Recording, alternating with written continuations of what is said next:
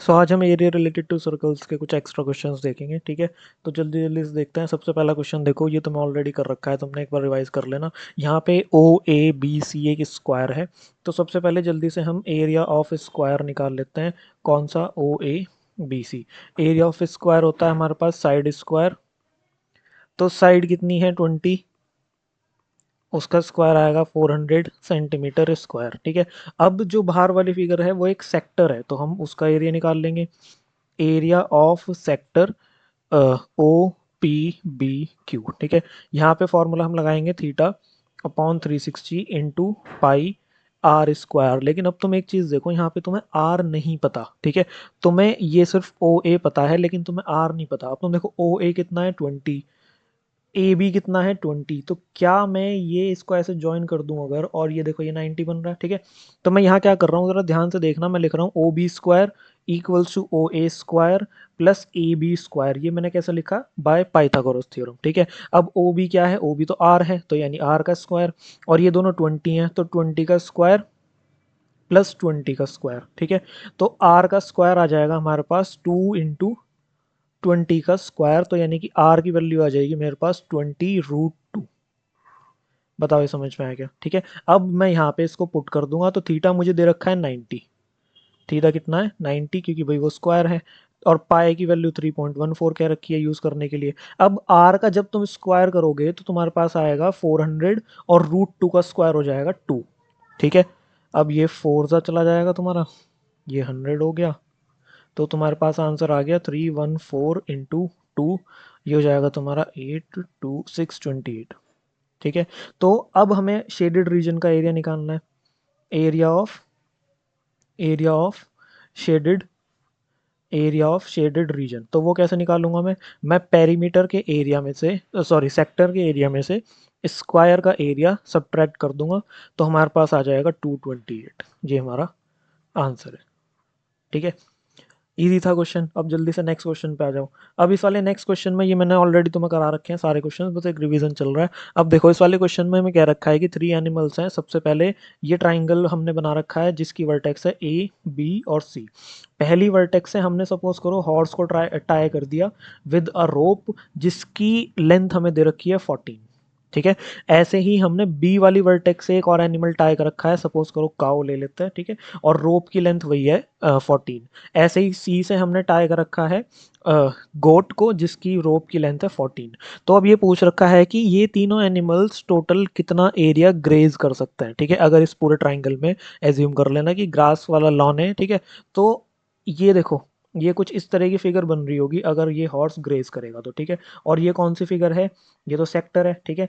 ऐसे ही इधर देखो तुम, इधर भी यहाँ पे एक सेक्टर जैसा कुछ बन रहा होगा, ठीक है। और ऐसे ही इधर भी जब तुम बनाओगे तो कुछ एक सेक्टर जैसा बन रहा होगा। तो लेकिन मुझे तो निकालना है टोटल एरिया ग्रेज्ड। तो टोटल एरिया जो ग्रेज्ड मैं निकाल सकता हूँ, टोटल एरिया ग्रेज्ड मतलब तीनों ने मिलके कितना एरिया ग्रेज किया, तो वो मैं कैसे निकालूंगा? मैं सबसे पहले यहाँ वाले पोर्शन के लिए फॉर्मूला लगाऊंगा एरिया ऑफ सेक्टर का, ठीक है। और वो क्या होता है? Theta upon 360 into pi are square, ठीक है। लेकिन तुम देखो, क्या मैं थीटा की जगह एंगल ए रख सकता हूँ? ठीक है जी।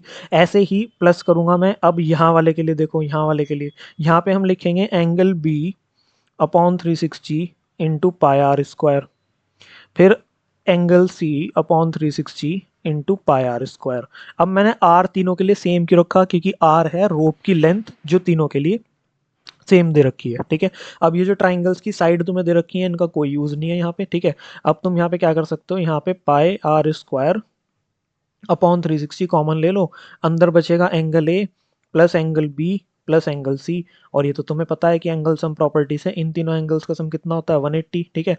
तो pi into r square upon 360 into 180, तो ये हो जाएगा 2 सा। बस अब तो तुम्हें सॉल्व करना है। ये हो जाएगा 22/7 इंटू 1/2। रेडियस 14 है, तो 14 इंटू 14, ये चला जाएगा इससे। तुम्हारे पास आंसर आ जाएगा 22 इंटू 14। ये हो जाएगा 14 2 ज़ा 28, 8 2, 14 2 28, 29, 3308 सेंटीमीटर स्क्वायर, ठीक है। अब इसी के जैसा एक और क्वेश्चन है, ये देखो। यहाँ पे भी 3 एनिमल्स हमने बांध रखे हैं, एक यहाँ पे कुछ इस तरह का बन रहा होगा, यहाँ पे भी फिगर सेक्टर बन रहा होगा, ठीक है। और एक इसी तरीके से यहाँ पे, ठीक है, यहाँ पे भी हमारी कुछ इस तरह से सेक्टर वाली फिगर बन जाएगी, और एक यहाँ पे, ठीक है जी। अब तुम देखो यहाँ पे भी 3 एनिमल्स हमने जो बांध रखे हैं। अब ये नहीं पूछा उन्होंने कि उन्होंने टोटल कितना एरिया ग्रेज किया, उन्होंने ये पूछ लिया कि कितना एरिया रह जाएगा ग्रेज करने से, यानी कि ये जो बीच वाला पोर्शन है ये निकालना है इस बारे में, ठीक है। अब ये कैसे निकलेगा, यहाँ पे थोड़ा सा ट्विस्ट है। अब जो ये ट्राइंगल्स की साइड दे रखी हैं इनका यूज आएगा, ठीक है। सबसे पहले तो तुम निकालोगे टोटल एरिया ग्रेज्ड। सबसे पहले तुम क्या निकालोगे, टोटल एरिया ग्रेज्ड, जो भी हमने पिछली स्लाइड में देखा था, ध्यान से देखो। टोटल एरिया ग्रेज्ड, मैं सीधा ये लिख रहा हूँ यहाँ पे, ठीक है। मैं क्या लिख रहा हूँ, angle A plus angle B plus angle C multiply by pi are square upon 360, क्योंकि सेम ही करना है वो, ठीक है। तो यानी कि pi are square upon 360 into angle A plus angle B plus angle C, ठीक है। तो ये हो जाएगा pi are square upon 360 into 180, फिर से वही हो जाएगा टू ज़ा, ठीक है। तो पाई की वैल्यू 22/7 इंटू 1/2। आर की वैल्यू इस बार कितनी दे रखी है, ये देखो 3.5, तो हम लिखेंगे 3.5 इंटू 3.5। बस ये कटिंग कर लो, अपना सॉल्व कर लो, 11। ये आ जाएगा तुम्हारे पास 5.5 इंटू 3.5। इसे सॉल्व कर लेना, ठीक है। लेकिन अभी आंसर नहीं आया हमारा, ठीक है। अब तुम क्या करोगे, यहाँ पे तुम्हें निकालना पड़ेगा area of triangle A B सी।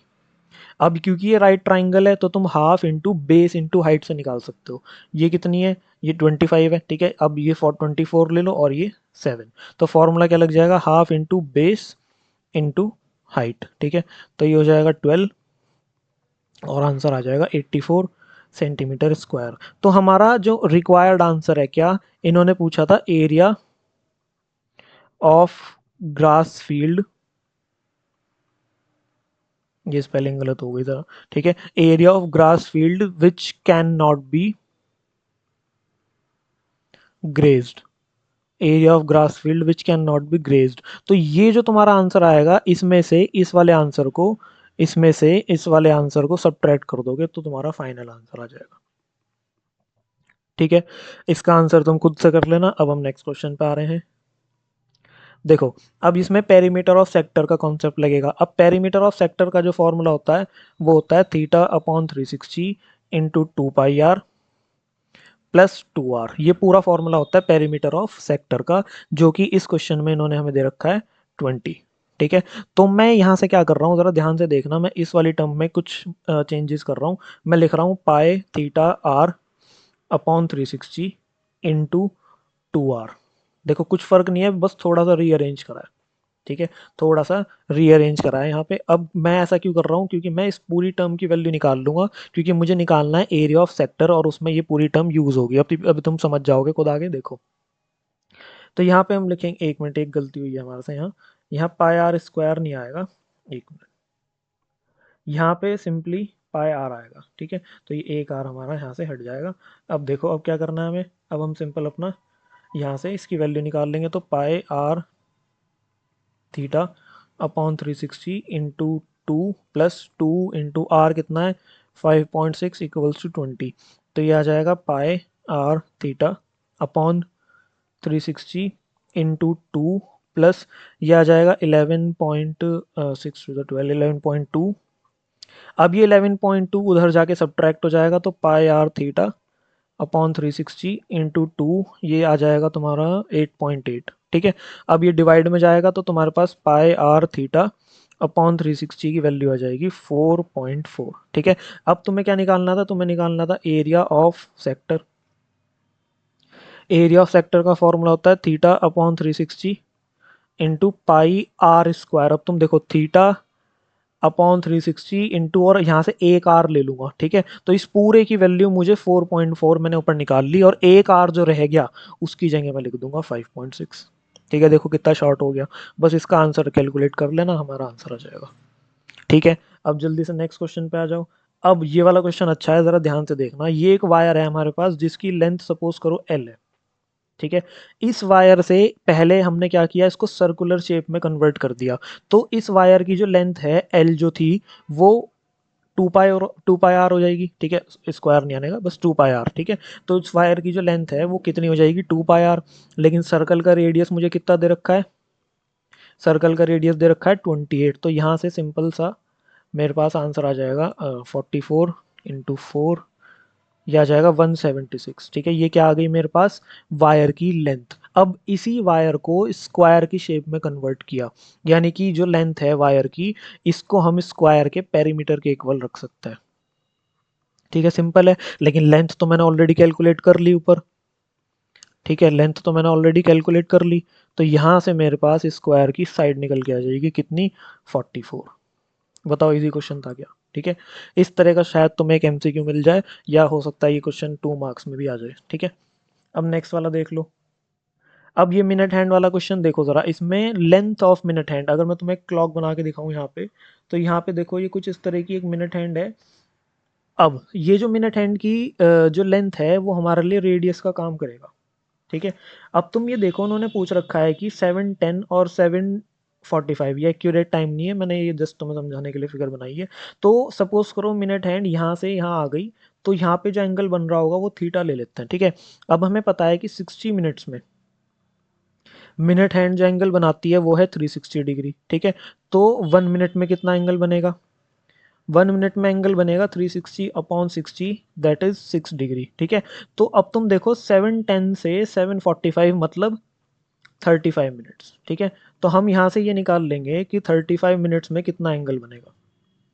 तो 6 × 35 दैट इज 210 डिग्री। बस अब तुम्हें आर पता चल गया, तुम्हें थीटा पता चल गया, अब तो तुम सीधा सीधा एरिया निकाल ही सकते हो, ठीक है ना।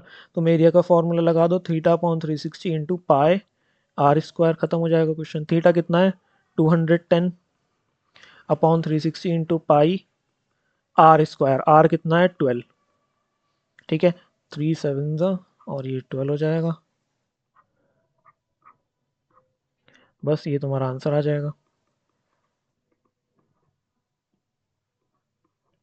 ठीक है। अब नेक्स्ट क्वेश्चन पे आ जाओ जल्दी से। अब ये लास्ट क्वेश्चन है हमारा। अब इसमें ध्यान से देखना ज़रा, इसमें हमें जो शेडेड पोर्शन है उसका पेरीमीटर पूछ रखा है, ठीक है।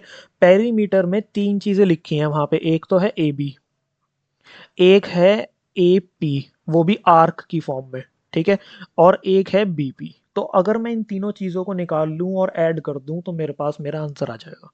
समझ में आया है? तो अब धीरे धीरे से ज़रा ये निकालने की कोशिश करते हैं। सबसे पहले देखो, in triangle O A B हम लिखेंगे angle A equals to 90 degree. इसका रीज़न क्या लिखोगे, because O A is perpendicular to A B as radius is perpendicular to tangent. ये तुम्हें लिखना पड़ेगा यहाँ पे, ठीक है।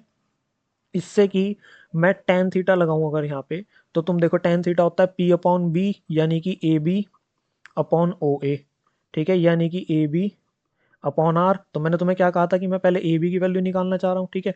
तो ए बी मेरे पास कितना आ जाएगा, ध्यान से देखो, ए बी आ जाएगा R tan theta. A B कितना आ जाएगा, आर टेन थीटा। अब तुम देखो, अब तुम लगाओ कॉस थीटा। कॉस थीटा होता है बेस अपॉन हाइपोटेनियस, यानी आर अपॉन ओ बी, ठीक है। तो तुम ओ बी को ऊपर ले जाओ, इसे लिख सकते हैं आर अपॉन कॉस थीटा, ठीक है।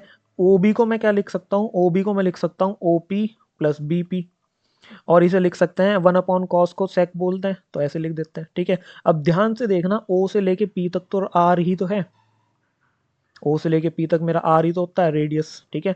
तो यहाँ से बी पी भी निकल गया, कितना आ जाएगा, R sec theta minus R, ठीक है। तो मेरे पास यहाँ से बी पी भी निकल गया। अब मैं निकालूंगा आर्क ए बी की लेंथ, और लेंथ ऑफ आर्क का फॉर्मूला तो मुझे पता ही है, थीटा अपॉन 360 इंटू पाए 2 पाई आर, ठीक है। तो थीटा कितना है, थीटा है हमारा, अच्छा हाँ थीटा बस एज इट इज़ रखना है हमें, ठीक है। और बस हमारे पास सीधा आंसर आ गया। अब देखो, यहाँ से तुम इससे कटिंग कर सकते हो, 180 बन जाएगा। तो तुम्हारे पास आंसर आ जाएगा यहाँ पे पाए थीटा आर अपॉन 180। अब बस तुम्हें इन तीनों, ये जो मैंने 3 बॉक्सेस बनाए हैं, इन तीनों को ऐड करोगे और आर कॉमन लोगे तो तुम्हारे पास सीधा सीधा ये आंसर आ जाएगा।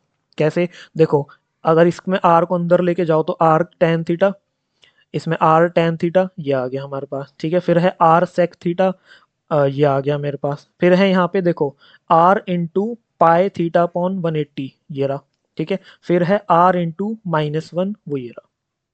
बताओ अभी वाला क्वेश्चन देखो लो जल्दी से। इसमें पी क्यू की वैल्यू जो है वो हमें दे रखी है 24 और पी आर की जो वैल्यू है वो हमें दे रखी है 7, ठीक है। अब यहाँ पे ध्यान से देखना, एंगल पी जो है वो 90 डिग्री होगा। क्यों होगा? क्योंकि 9th क्लास में तुमने सर्कल चैप्टर में एक थ्योरम पढ़ी थी कि देखो angle P equals to 90 degree. इसका रीजन तुम लिखोगे 9th क्लास वाली थ्योरम का यूज करना है हमें।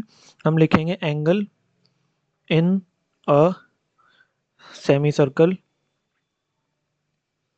Angle in a semi circle is a right angle, ठीक है। याद आ गया, चैप्टर सर्कल्स में पढ़ी थी हमने। Angle in a semi circle is a right angle. अब मैं यहाँ क्या कर सकता हूँ, मैं ट्राइंगल पी आर क्यू में पाइथागोरस थ्योरम लगा सकता हूँ।